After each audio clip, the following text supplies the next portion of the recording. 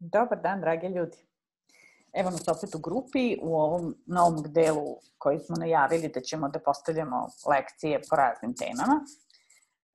Ova naša tema je donacija jajnih ćelija. Kao što smo se i dogovorili, počet ćemo sa svim pojmovima donacije jajnih ćelija od početka.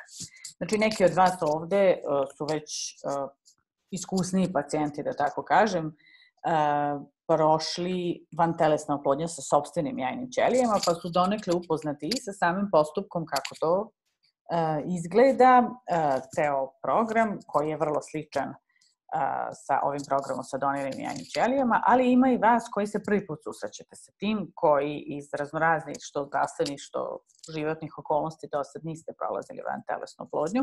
Pa evo, zbog svih vas, krenut ćemo, znači, bukvalno od osnovnih pojmova u vantelesnoj oplodnji sa doniranim jajnim ćelijama.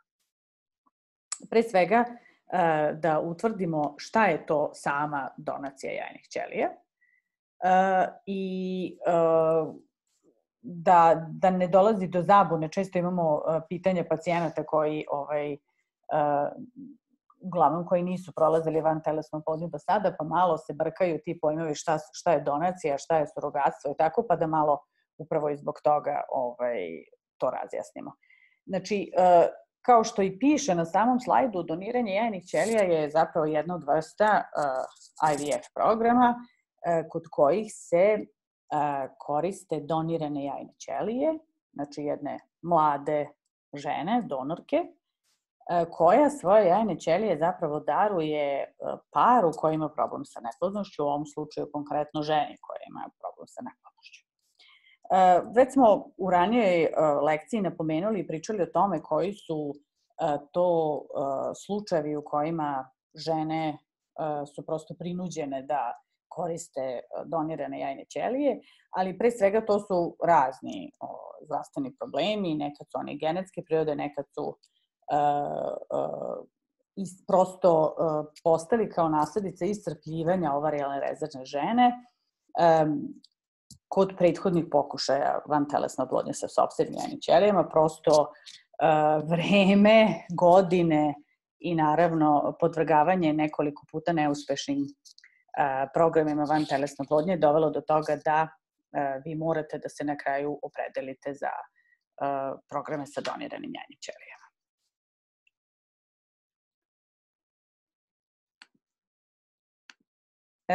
Ko su donorke jajnih ćelija? Puno toga imamo, puno pitanja dolazi nam iz ove oblasti. Znači, donorke jajnih ćelija, uopšte regrutacija samih mladih žena koje se regrutuju za posao donorke jajnih ćelija i za to da pomognu parovima koji imaju problem sa neplodnošću, se razlikuje od zemlje do zemlje. Znači, razlikuju se uglavnom ova starosna ograničenja, razlikuju se neki od preduslova, ali mi smo ovde pokušali da sumiramo upravo ono što je uobičajeno uglavnom za sve države koje svojom zakonskom regulativom dozvoljavaju donorstvo jajnih ćelija. Znači, to su pre svega žene između svojih 18 i 35 godina života, bez loših životnih navika. Šta to podrazumeva? Da ne puše, da ne konzumiraju alkohol, da ne konzumiraju neke drogu, nedozvoljena sredstva, da su fizički i psihički zdrave, da im je body mass index ispod 29. Body mass index, to je indeks telesne težine, kako ga mi zovemo, da nemaju reproduktivnih nekih abnormalnosti u svom organizmu, da imaju redovne menstrualne cikluse, da naravno imaju oba jajnika koje su u funkciji, da ne koriste nikakve psihoaktivne supstance, da ne imaju neke genetske bolesti i nepravilnosti u porodici koje se takođe ispituju i još mnogo toga. Sad ti već detalji zavise malo i od zemlje do zemlje kako se to definiše. Potencijalna donorka mora da prođe, svaka žena, znači koja želi i prijavi se da bude donorka jajnih ćelija, mora da prođe niz pregleda.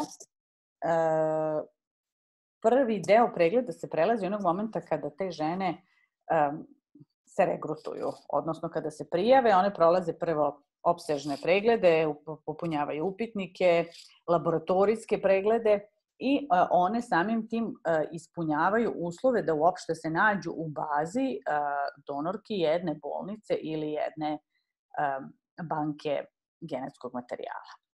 Kada ih budući roditelji odaberu,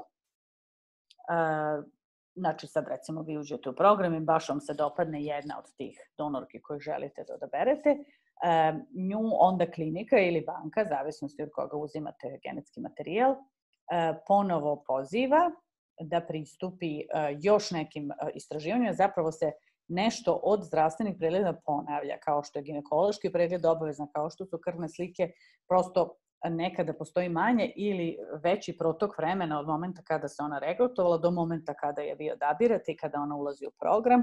Tako da zbog provere tog zdravstvenog stanja koje se eventualno desilo između ta dva termina, one jedan deo pregleda ponovo prolaze pre samog ulaska u program. Kako izgleda sam proces odabira donorke jajnih ćelija, i to je zavisi naravno od zemlje do zemlje. Ne znam da li ste imali prilike, mi smo na našem web sajtu, na stranici o informacijama o donaciji jajnih ćelija, upravo pokušali da napravimo jedan uporedni pregled svih zakonskih regulativa zemalja, odnosno klinika sa kojima sarađujemo, baš zbog toga što dosta su različiti uslovi, svaka zemlja ima neke svoje načine, znači do koliko godina može da se uđe u program, da li je dozvoljeno da budete samohrana majka ili ne, znači ima tu različitih modela, to ćemo još kasnije i u kasnim lekcijama obrađivati postupno, ali ovako jedan uopšten proces odabira donorke može da se podeli zapravo na ova dva osnovna, a to je da u nekim zemljama možete donorku da izaberete samostalno, znači vi, odnosno vi i vaš partner, na način da neke klinike imaju elektronske pristupe katalozima donorki, to znači da vi možete putem interneta dobijete od njih neke pristupne podatke i šifre, znači na svom kompjuteru ili telefonu da pristupite bazi i da pregledate sami. Znači, čak u tim zemljama je dozvoljene su i fotografije donora kako sad izgledaju i donorki kako su izgledale kada su bila deca, prosto da vi možete i da vidite kako su oni izgledali kada su bili deca, odnosno kako će vaše dete izgledati ukoliko odaberete tu donorku. I ono što je još važno, žene su sklone promeni svog ličnog izgleda, pa je vrlo važno da se donorka vidi i kad je pila dete, prosto zbog promene boje kose i fizičkog izgleda ostalog.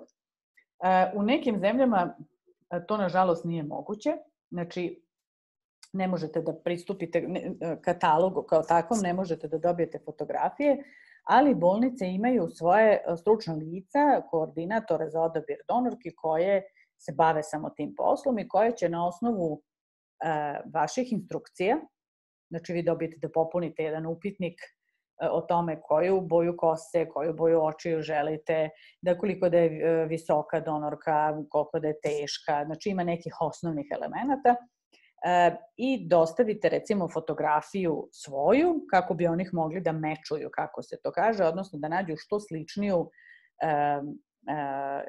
fizičkim izgledom donorku vama. Kažem, opet u zavisnosti od zemlje do zemlje, negde je čak moguće birati i koeficijent inteligencije, i stepen obrazovanja donorke, versko opredeljenje, znači puno toga, a negde je to manje izgleda.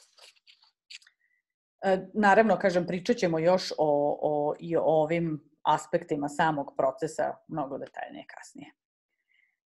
Kako bi mi sam postupak donacije jajnih ćelija upisali onako što kraće, da ga dotaknemo u ovoj našoj lekciji, ali da opet naravno o tome prođemo detaljnije u nekim narednim koracima. Pokušali smo da ga sažmemo u nekih 5 koraka. Pa evo ovde možete da vidite kako izgleda sam proces IVF-a sa doniranim jajnim ćelijama. Znači, napominjem opet za one koji su već prolazili proces vantelesne oplodnje sa sopstvenim jajnim ćelijama, verovatno ćete naći dosta sličnosti, ali on prilike izgleda ovako. Znači, taj prvi korak je da vi kada se odlučite da uđete u program i obavite obavezne preglede za pripremu, zapravo prvi korak je da odaberete željeno donorko jajnih ćelija na jedan od ova dva prethodna načina kako smo na prethodnom slajdu to objasnili. Kada donorku odaberete, taj proces kod nekih parova traje dosta brzo, neki se malo više premišljaju i pregledaju. Vi ulazite u pripremu endometrijuma kao pacijentkinja. Šta to znači? Znači, obično se priprema endometrijuma vrši jednostavnijim nego kada se pripremate za IVF sa sopstvenim jajnim ćelijama. Znači, priprema se sadrži obično od uzimanja tableta, znači nema više injekcija i odloženja u ambulantu. Ovoga puta uzimaju se tablete, obično koje služe za zadebljanje endometrijuma do željene debljine i potrebno je negde 2 ili 3 puta da se ode kod lekara, da se izmeri prosto da li taj endometrijum došao do te željene debljine za određeni dan ciklusa. To se sve dešava između nekog 2., 3. i 10., 11. dana, znači vi uzimate tablete, to su ti neki kraći ciklusi, ima nekih situacija i kada se žene pripremaju malo duže, ali kažem, eto, to je od slučaja do slučaja, naravno za vas će biti napravljen individualni program lečenja prema vašem zdravstvenoj situaciji. U negde isto vreme ili slično kreće hormonska stimulacija donorke jajnih ćelija, ukoliko naravno idete u program sa svežim jajnim ćelijama. Znači, prosto u tim opcijama pacijentkinja, odnosno vi i donorka na neki način usklađuju svoje cikluse da bih u isto vreme bile spremne, donorka da joj se izvede jajne ćelije, a vi da vam se na određeni dan embriotransfera endometrijum dovede do željene debljine. Sledeća, odnosno 3. faza je aspiracija jajnih ćelija donorke, znači pod blagom anestezijom jajne ćelije iz donorke se vade, a to je trenutak kada vi putujete u kliniku koju ste odabrali i kada vaš partner treba da da uzorak svoje sperme da bi se ona oplodila sa donorkim jajnim ćelijama i da bi se kreirali embrijoni.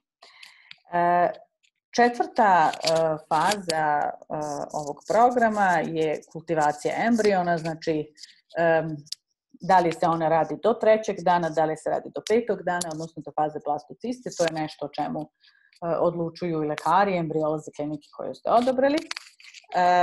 Vrši se taj najvažniji dan embriotransfer, znači ovako kreirani embrijoni se vraćaju u vašu matericu.